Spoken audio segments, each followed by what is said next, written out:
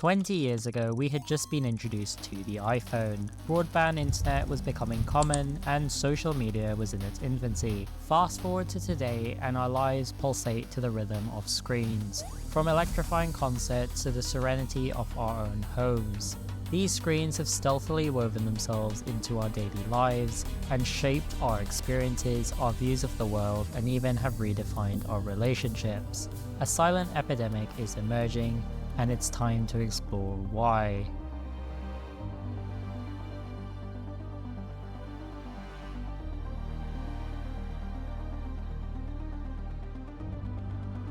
As we've journeyed deeper into the digital age, our habits have transformed drastically.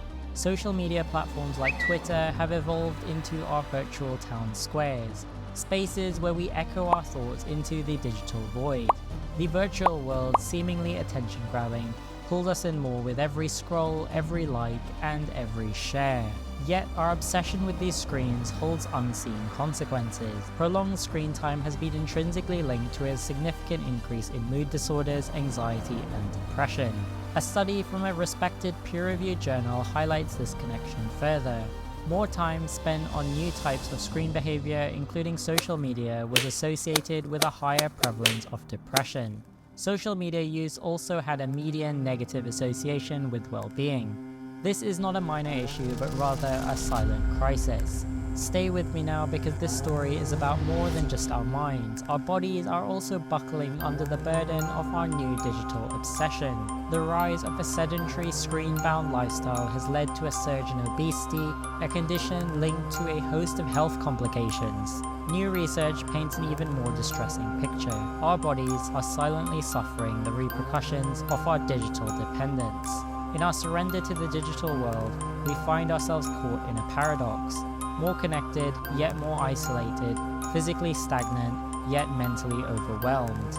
But why does this connectedness make us feel so alone? Stay with me, because even with our connectivity hitting unprecedented levels, loneliness is escalating.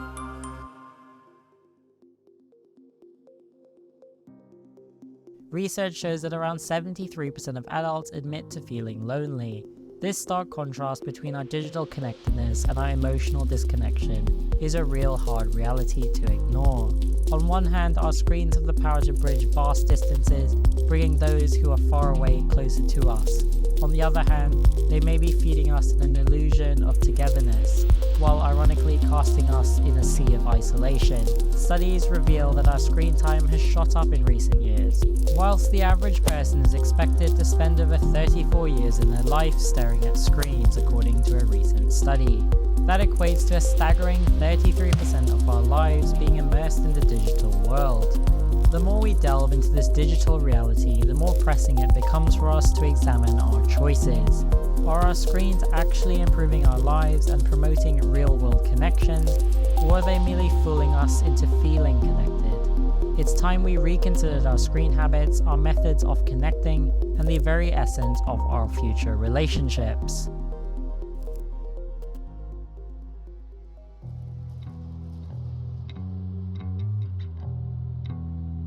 So, how do we steer our lives back to a healthier, more balanced existence? The solution may be simpler than you may have thought. That isn't to say that it will be easy.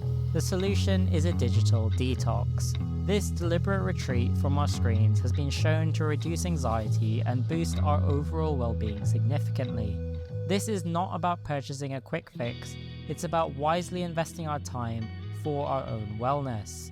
Research suggests that a digital detox can lead to a dramatic 30% reduction in anxiety and a 25% boost in overall well-being. However, that isn't to say that it will be easy, as we become increasingly aware of the impact screens are having on our lives. A surprising number of people are choosing to distance themselves from social media platforms. In fact, a recent study from the University of Michigan surveyed over 871 voices from teens and youths, and have found that many young people aged 14 to 24 recognize the negative impact of social media and have considered deleting their accounts.